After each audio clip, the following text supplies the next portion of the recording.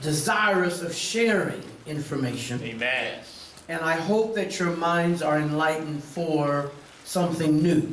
Okay? Yes. I've been on for the last couple of years at my local church dealing with changing church culture. Right. Church culture simply is our behavior. Right. And in the past, we've made culture doctrine. Yes. That's true. Come on. Yes. And unfortunately, when you examine the scriptures, things that we have made life and death, heaven or hell issues is nowhere in the scripture. Right. Right. Right. Yes, sir. I don't have time to go through that. That is not my subject for today. But at home, I'm actually dealing with changing church culture or behavior. Yes. Because if you do not change behavior, we're going to be lost as we look to the future and even now. Yes. Now, please don't get nervous. I've said nothing about changing the doctrine. Right. Hallelujah. I'm a third generation apostolic. My children are fourth generation apostolic. Yes. So I'm apostolic to the bone. All right. Right. But some things that we've made holiness really is not scriptural. Yeah, oh. Right. That's right. Right. When it comes to the truth of the matter, and the baptism in the name of Jesus, speaking in tongues, and living a holy life. Yes, sir. Right. There you are. I'm not going to change on that. All right. But we do have to change our methodology as we look to the future. That's right. Having said that, let's get started for today. Like I said, I've got about 3 hours. I'm good, Bishop. I'm good. I'm low maintenance. Some people are high maintenance. Yes. I'm low maintenance. Baby Douglas was high maintenance. He's not here, so I can say that.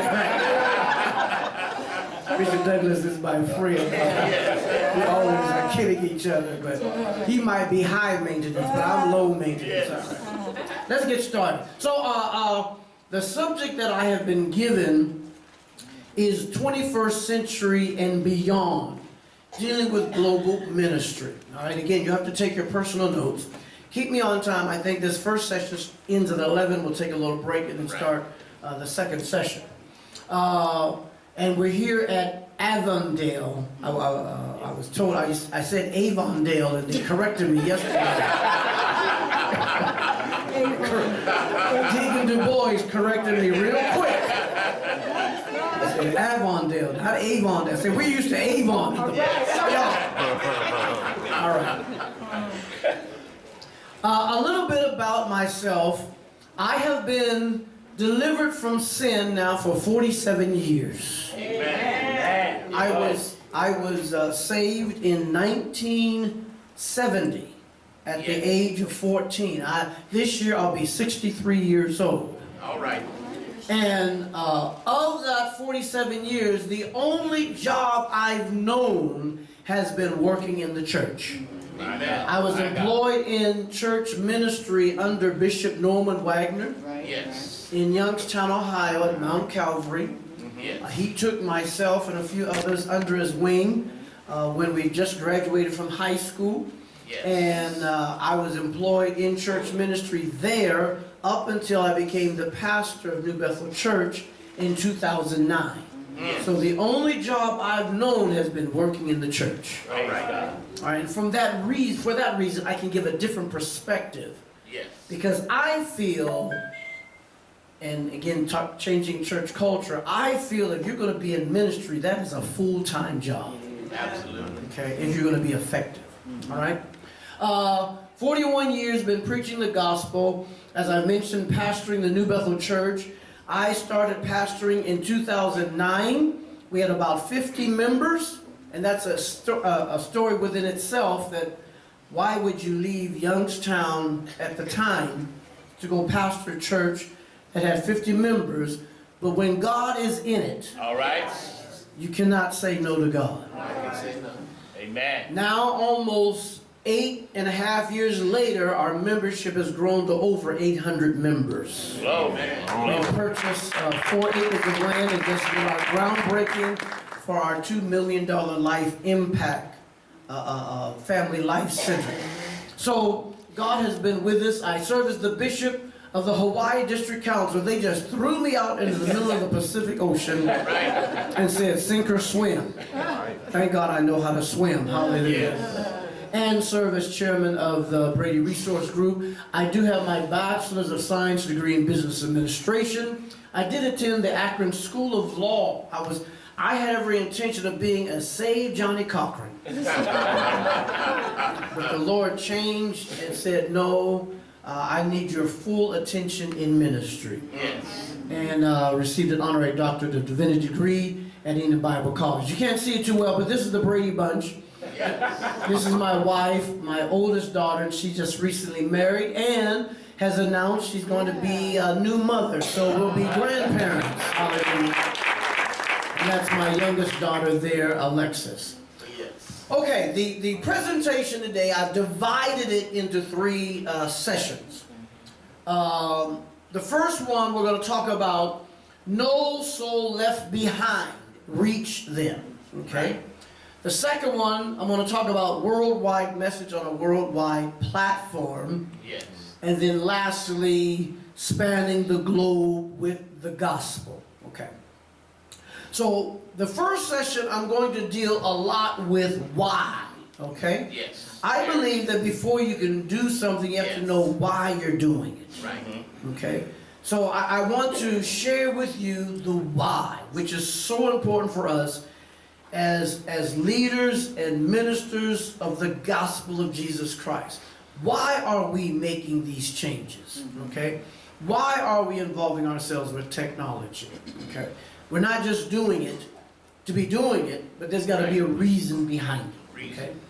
Then we're going to deal with how. We'll talk about the how, look at the various platforms that are available, and then if we have time, I'll just touch on when, why we must be doing this now.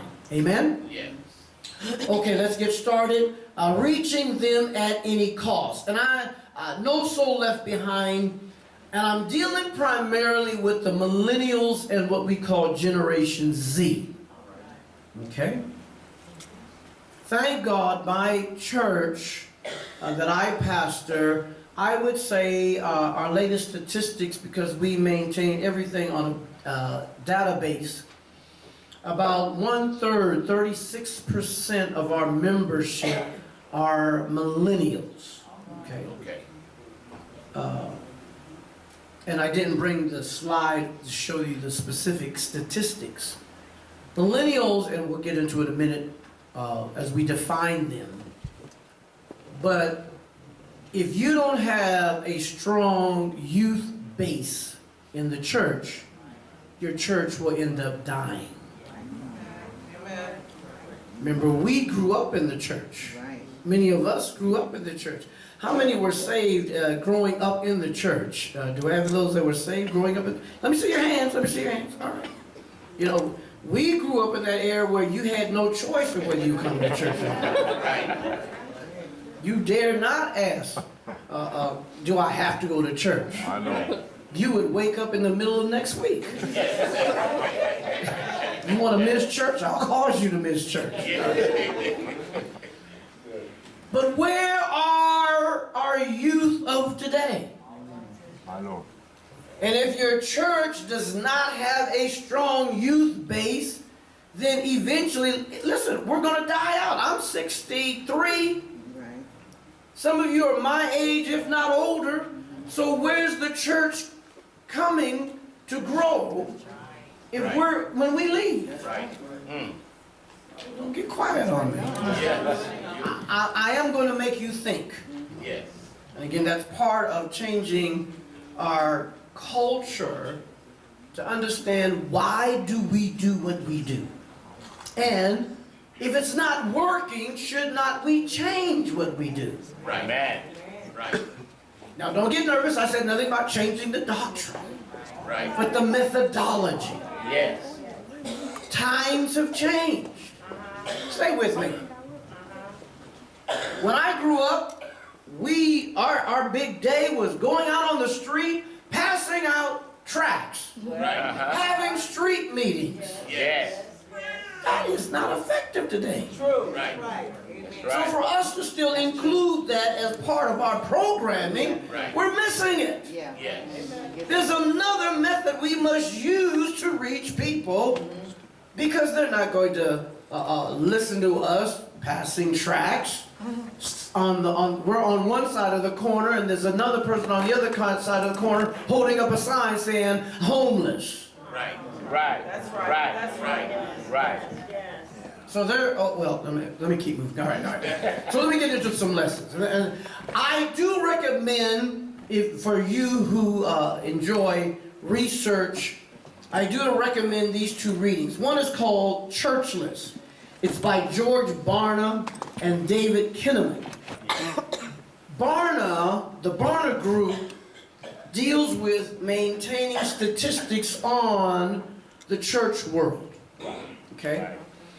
I would recommend highly on this book, The Churchless, and then the other book is entitled You Lost Me. That's also written by David Kinnaman, okay? And you'll see in a minute, I will be including a number of statistics. We have to become strategic with what we do.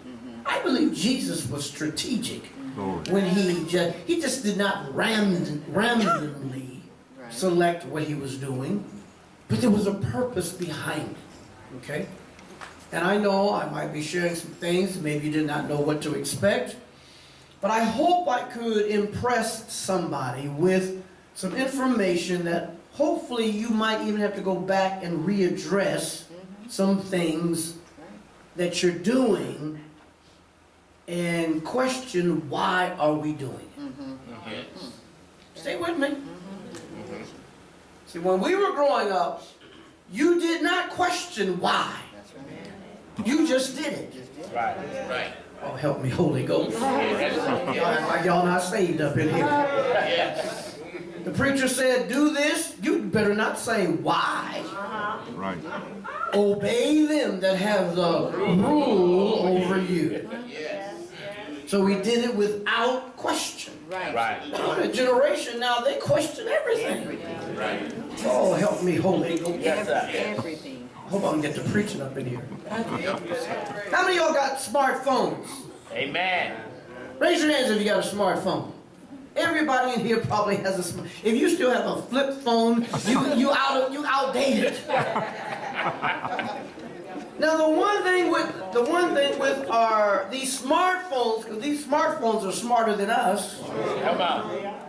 So if you're up here preaching or giving comments and words of fact, people are fact checking you. Yes. Yes. They can go right to their Google. When you say something, they're going to check. They're checking what you're saying. Amen. You quoting scripture, they're saying, where's that scripture at? Yes, sir. You own it. So, these are very important. Now, understanding changing times. Everybody say that. Understanding changing times. There are different generations. The GI generation are those that were born from 1926 or before, 91 years or older. Do we have any in here that are part of the GI generation? Raise your hand. No one here that's 91 or older? Okay. The next generation is the silent generation. This is the generation born between 1927 and 1945. Those from 72 to 90. And when you look, there's variations on the age. There's different thoughts. But this is the consensus, okay? Now, how many in here are part of the silent generation? Raise your hands. Come on, raise them up high. Unless arthritis got you, I understand. All right, we got a few that are part of the silent generation. Next are the baby boomers. I'm a baby boomer. Baby boomers were from 1946 to 1964 Those that are between 53 and 71. All right, all the baby boomers, raise your hands. All right, all right. Next generation is Generation X. Generation X are those born between 1965 to 1980. Between 37 and 52. Do we have any Generation Xers in here? All right. Not very many, but they're loud. All right. Amen. Then the millennials.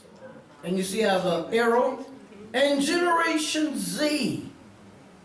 The millennials, 1981 to 1995. Those between 22 and 36. How many in here are millennials? 1, 2. Wow. All right. Okay. Generation Z. Basically those that are 21 and under. Do we have any Generation Z in here? All right. Just one. I hope I've made a point. Yes, sir. That's right. And I want to share with you some statistics that will hopefully give you insight. There's a great emphasis on millennials, of course. But this Generation Z is going to be more challenging to reach than even the millennials. The young man who is allegedly and has confessed to killing those individuals in Florida is a part of Generation Z. Right. In our community, the reason why it's going to be so challenging, Generation Z, you could be a part of a family with 4 children, 2 that are parents, and each of the children have different baby mamas and different baby daddies. Right. Right. And the parents are not even married and are living together. Right. Mm-hmm. Right. How do we reach them with the gospel when this generation doesn't even know basic Bible stories? Who is Noah? That's right. Say it. Right. Right. Who is Noah? Who's Daniel? Who's Paul? Right. Because this generation, can I break it down a little bit? Many in the baby boomers, especially when we had children with Generation X, we were forced to come to church. Right. We were in church Monday, Tuesday, Right. Wednesday, Thursday, Friday. Yes. All right? And sometimes on Saturday. We was in the missionary meeting with 4 people. Come on. Prayer meeting, Yes, sir. Yes. choir rehearsal, All of it. youth meeting, saints meeting. Yes. Hear me. That when this group got to 18, they said, I'm out of here and I'm not coming back. That's right. That's right. They went off to school and acted a fool. Right. Oh, y'all don't hear me? Yes. Yes. And subsequently, their children, they never even made to go to church. Right. Right. Right. So you had one extreme, too much church, and then no church. Right. Yeah. That's where we're at. Yes. What defines a millennial? Okay, being born between 1981 and 1995. How many millennials are there in the U.S.? There are approximately 80 to 87 million millennials. Millennials have surpassed baby boomers as the largest generation. Right. But when I just asked where are with the millennials, we are overrun by baby boomers. Right. Right. Right. Yeah. But the millennials are not in church.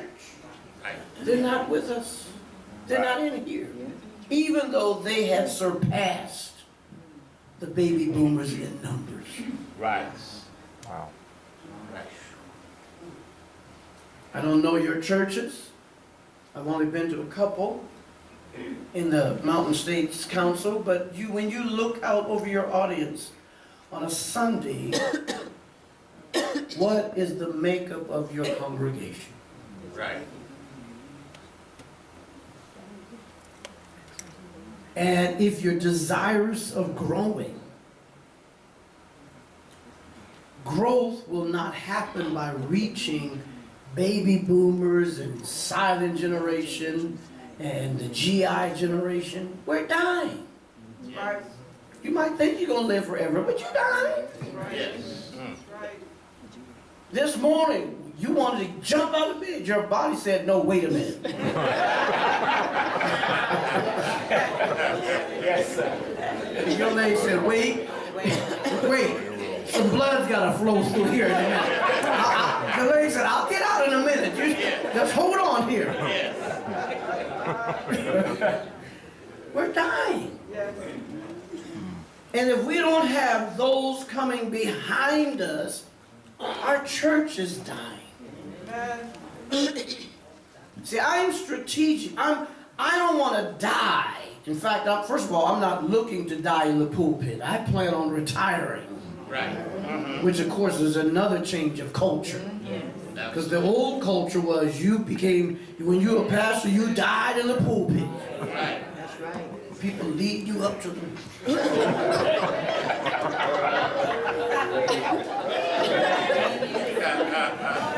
Oh, Lord. And we had great churches Yes. where the pastor did not have a succession plan. Right. And people after a while need to be fed. Right. Oh. Yes. Still true. Millennials, these are some of the attributes of millennials. Yes. They can become very impatient. Yes. Millennials give important updates via internet. Yes. Right. Yes, they do. Think about it. We don't even use a landline phone anymore. Why do we even have it in our house? Because all you get are those robocalls. That's it. So true. When was the last time you saw a payphone? What is that? Again, this generation doesn't even know what a payphone is. They get important updates by the internet. Yeah. You know it yourself. If somebody died before the family knows. Yes. Yes. Come on. Right. Everybody across the country Yes. has got the information instantaneously. Yes. Yeah. I wish somebody hear what I'm saying. Yes. The church and ministry has to be viewed from the point of we got to get with the times. Right. You still trying to call everybody, tell them about a meeting that we're having. Millennials want instant gratification. Right. They are video crazy. Yes. You'll hear some statistics that I'll give in a few minutes. YouTube and social media Yes. have captured our children, our youth. And millennials want quick response times. Yes. All right? Now, what defines Generation Z? Generation Z, as we mentioned, being born between 1996 to 2014. Those that are like 21, 22 and downward. Okay, those are Generation Z. That's going to be, to me, going to be the most challenging of all generations to reach. Yes. But we got to reach them. We got to reach them. Hallelujah. Glory. Glory to God. There are approximately 65 million Generation Z, and Generation Z will reach 84.7 million by 2020 and then surpass the millennials. 2020 is just 3 or 4 years from now. Which means in 2 years, the two largest generations in America are going to be millennials and Generation Z. And does our churches reflect that?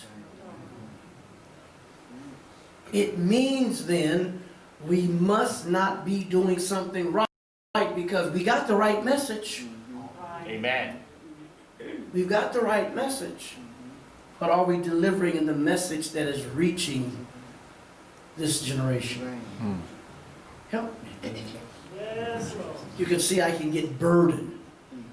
I get overwhelmed because even when I look at our organization and I look at all the things that we're doing in our churches, we're dealing with issues that really aren't important. Having a board meeting to decide who gets free parking spaces. Come on. Oh, I'm sorry. That's right. You're right on it. What? Why are we spending time determining whether or not the missionary president should have a free parking space? But we'll take up a whole business meeting talking about why the missionary president need to have a parking space. Yes, Jesus. While we have kids that are dying. Yes. Right. Yes. Oh God, when you look at the statistics, and I'm trying to go off the top of my head, but one of the major causes of death with young people today is not murder, it's suicide. Which means the adversary has ensnared them. They feel as if they're hopeless. Right. See, a person doesn't commit suicide until they get to that place of hopelessness. Right. Right. We got the message of hope. Yes. Amen. If we got the message of hope, why are our young people dying? And not just white, black, Yeah. Hispanic. It's a spirit. Yes, Yeah, right, that's yeah. right, Bishop. That's what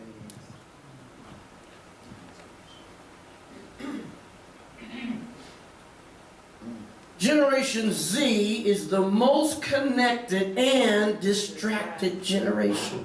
Right. Consider some of these statistics. They are hyper aware of their surroundings. I'm talking about teenagers. They know more about what's going on around the world than you do. Why? Because they're getting it on their smartphone. Right, right. Right. They use social media for new products. You trying to still look at the directions and figure out how to make something. They're on YouTube. Yeah. Right. And the YouTube is giving them step by step. Showing them how to even make bombs. Right. Right. Right. You still trying to put that drawer together. That's why I do not like IKEA. Right. Right. I am not paying money and then also going to have to put it together. The devil is a liar.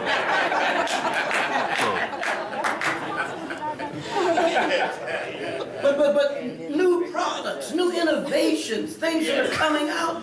Our children, not the millennials, Generation Z. Right. These kids are so smart. Come on now. Yeah. You don't even know how to operate your remote. And you call in, grandson, come here and show grandma how to work this thing. And you're 40 years old. That baby who is 5 comes over there, pow, pow, pow. You want anything else, grandma? Right. Yes, sir. Am I telling the truth? They're on it. They're on it. Yeah. Let me take a sidebar. Help yourself. Sidebar, that's a legal term. I'm off my subject here for a minute. First of all, 2 things when it comes to Christian education. As you know, I have the gifting of teaching. and I believe in education, Christian education, all that. Right. I can tell when a teacher is not prepared. Sunday school teacher. Right. Mm-hmm. Get ready to expose you. Right. Come on. You know when a Sunday school teacher is not prepared is when after you read that memory verse, and the first words that come out of the teacher's mouth is, now what do you get out of that? Come on, just talk. What do you get out of that? I did not come to class for me to share what I got out of it. Right. As a teacher, you're supposed to tell me what's in it. Now, where I'm going at with this is, when we were growing up, you remember the flannelgram? Yeah. The flannelgram, that blue thing, and they would have the cutouts. And we are 6 and 7 years old. They put Mary up there, and then the sheep, and we say, wow, because they didn't fall down. Yes, sir. The teacher say, see Mary, see the sheep, and we were just mesmerized. Yes. Now, if you go into your Sunday school class and use that today, those 5 and 6-year-olds are saying, are you crazy? Because they're on it. They know what's happening in China. Yes. When we were in church and we were bored, we would be writing notes. Right. Hangman. Yes. Did y'all ever play hangman with your kids? Writing notes, you'd be in the back row. Do you like me? Yes or no? You pass it down.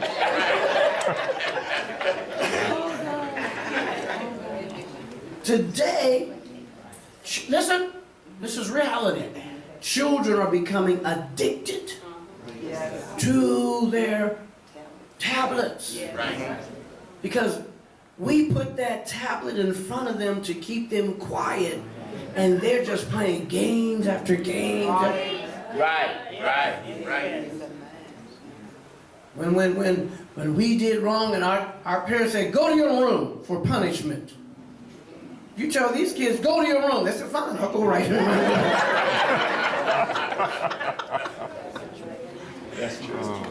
Because times have changed. And we in the church, especially leadership, must change with the times. Amen. Please. Generation Z, I'm talking about those that are teenagers and under. They've seen porn and they accept sexual fluidity. Right. Mm-hmm. Children are seeing stuff we didn't know what was going on till we became sometimes married.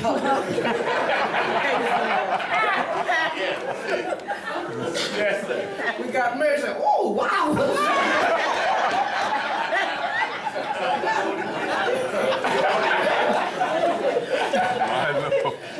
We didn't have YouTube back then. Some things we had to learn as we went. Y'all hear me? 6, 7-year-olds are experimenting with sexual activity. Yes, right. And what does sexual fluidity mean? It means that they are more in tune to accept those that are living a gay lifestyle. Right. Their friends at school, sometimes their friends have 2 guys as their parents, or 2 women as their parents. Mm-hmm. They're more to accept transgender. Kids dressing opposite of their sex because that's what they believe they are. Yes. While we're surprised, they're not shocked at all. They'll bring them home as their friends. Right. Mm-hmm. Glory to God. Their attention span is only 8. If you don't get them in 8 seconds, their attention is gone. Y'all know I'm telling the truth. Amen. They are tech savvy. 96% of Generation Z own smartphones. Right. Mm-hmm. They do. Yes, that's right. They do. And they have the ability of multitasking. They can be looking at 5 screens at one time. Right. You looking at one and having problems understanding. And don't let nobody talk to you. Wait a minute, I'm trying to get this right now. You're on it, Bishop. You're on it.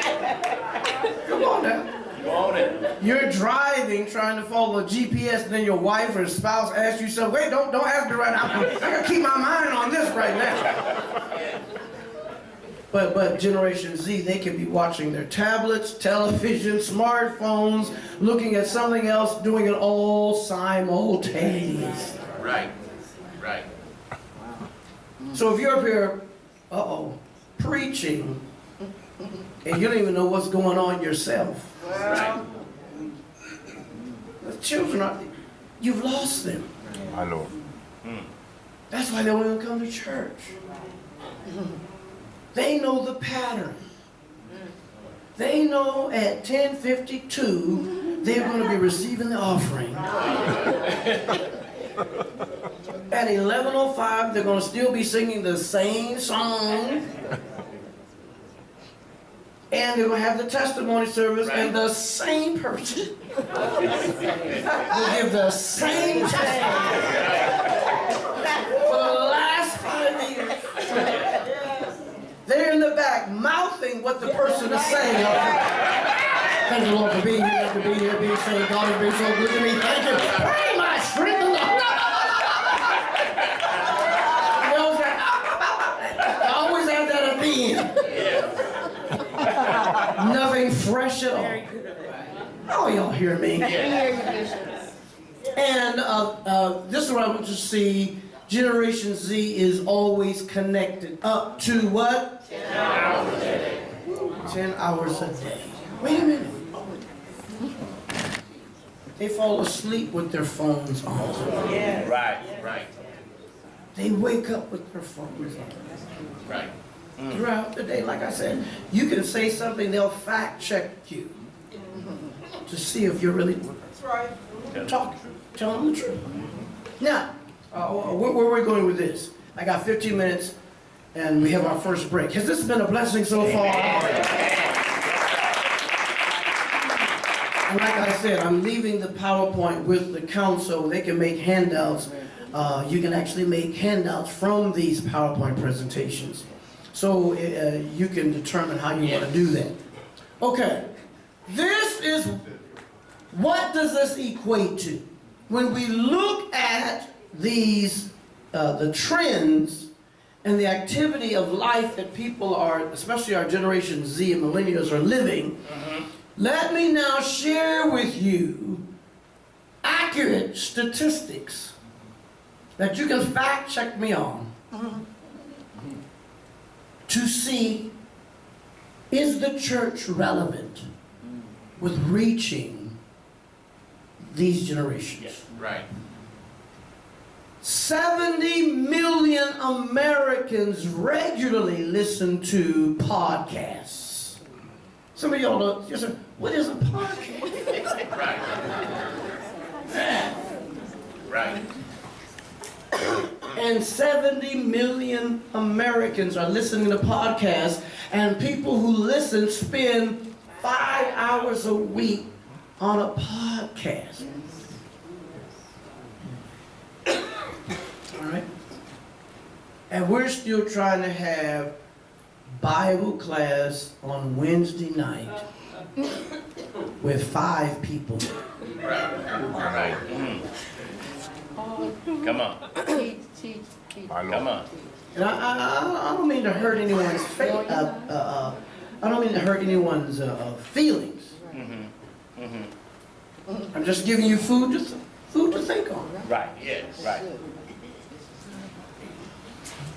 Sunday night service. All right.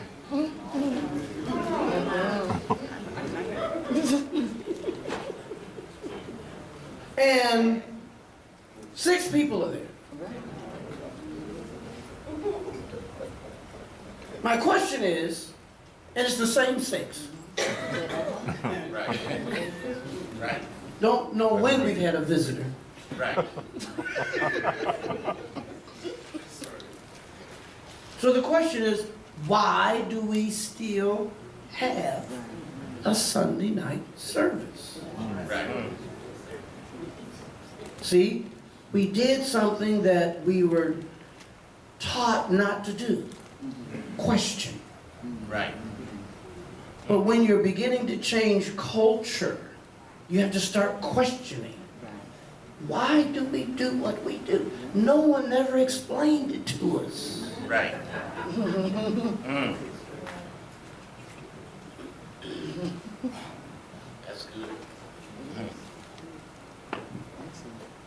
In 2017, last year, YouTube, before I go there, anybody know what a podcast is? Let's examine it. Yes, ma'am. Tell us what a podcast is. It's where someone either gets on and they just talk about, like, I listen to Motivation Cast and Goal Cast, and so people talk about their life stories or What are they talking about it at? If you listen to it, it's audio. That's what I want you to get. Yes, it's and audio. where's it? It's not on the radio. No, you have to have a streaming service or iTunes has podcasts, and so you can download and pay subscriptions. I pay like $2.99 a month, and I get to listen to a variety of different podcasts. And you can also listen to it at your convenience. Go Yes.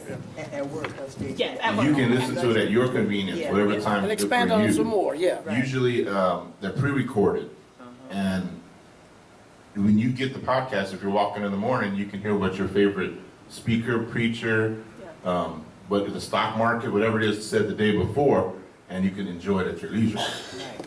So a podcast, and I'm sure some of you you didn't want to ask, what is a podcast? A podcast basically is a streaming service where it's a message. Many of you may have heard a blog, Right. but instead of writing, a podcast speaks it. Right. Right. So many even top religious leaders have a regular podcast Right. that you can just tune in and listen. Yeah, you know, 8 tracks. 8 tracks are gone. Cassettes are gone. Listen, pretty soon CDs are gone. Everything is by digital Right. and the cloud. Yeah. Right. So even podcasts think of it as just talking instead of music Right. that you pull down from the cloud or from a streaming service and you listen to. Right. I'm sorry, 70, I got excited here. So 70 million Americans regularly listen to podcasts. My question is, where is the apostolic podcast? Right. Right. Right. Where are we who have developed these means to Yes. that people can listen to us as we speak? Yes. One of the things I did, and just keep me with my time when I have to end at 11, that we take a break. Our time is going so fast. New members.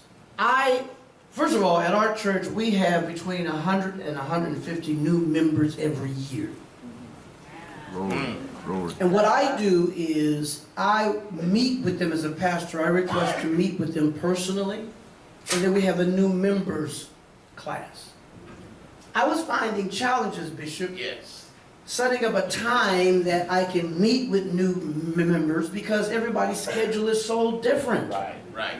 And whatever day I had it, it was not convenient. So what did? We developed then 4 videos. Right. New members videos that people then can go to our website and look at their own convenience. And then we have a test afterwards to make sure that they looked at it and didn't cheat. Hallelujah. Now we still have the live new member class. Right. But this is again a means of technology that you use Right. Right. to reach individuals with another schedule. Right. Right. You know, when we was growing up, coming on being saved, you couldn't go to a basketball game. Right. Oh God, you certainly couldn't go to the movies. Right. Couldn't go bowling. Couldn't do anything. Right. Where I came from, you couldn't even, the brothers couldn't even wear shorts. That's right. Oh, y'all don't hear me? Don't act like y'all don't know what I'm talking about. Yes. Still like it. Yes. Women couldn't wear, oh Lord. Women, some of our women's feet are so messed up because they were forced to wear shoes and they couldn't have their toes out. And heels out. Yes. Never asked why. Never asked why. Just, Never. you just did it. We just did it. Okay, so again, 70 million Americans. So we developed that new members class that we did on video. I'm saying, where are we at even providing the apostolic podcast? Right. Magazines are almost extinct. That's right. Yes. You remember Ebony Magazine? Right. Remember Jet Magazine? Right. Johnson Publishing Company? Right. If you didn't know, the Johnson Publishing, they just sold that building in Chicago. And are making apartments where Ebony and Jet used to have their headquarters. Wow. Right there on Michigan Avenue in Chicago. Because magazines are extinct. Yes. Wow. Help me, Holy Ghost. Oh, we still got the Christian outlook. All right, glory to God.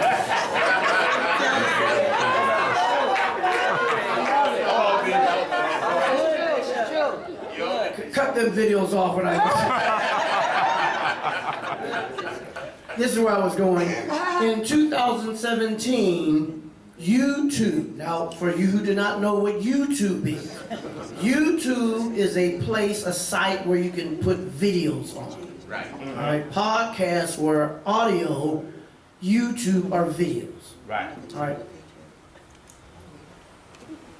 Young American, okay, YouTube reported that, look, people watch 1 billion hours a day. Wow. Because YouTube is around the world. Yes. 1 billion hours a day. A day. People are watching YouTube. Right. And some of us in here don't even know what YouTube is. Right. Or have never experienced YouTube. Right. And our kids are on YouTube all the time. Yes. And they're seeing any and everything. My question again, where is the church with YouTube? Now our local church, you're going to see some things.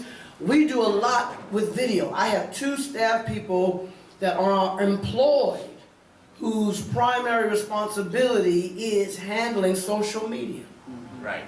And we're going to show you some things in the next session, so make sure you're here in the next session. And we're developing our own YouTube network channel. Right. Right. Listen, and what we're doing, you'll see it, we got our own talk show. Right. We got our own cooking show. We go to a couple of things, and they're cooking the recipes. Y'all don't hear me. In a spiritual environment. Reaching people. Glory. And here we're still talking about turn to Acts 2:38. Come on, Bishop. Now, is there something wrong with Acts 2:38? No.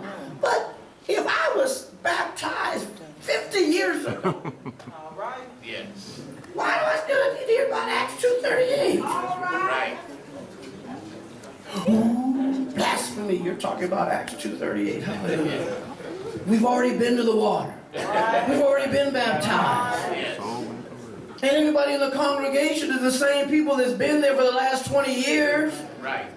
Isn't there another message that God can bring us? Glory. Right. Thank you, Right. Jesus. Please don't stone me. Hallelujah. Doing good, Bishop. Am I doing good? Yes, sir. You didn't know what you was getting when you asked me. I do. Okay, all right.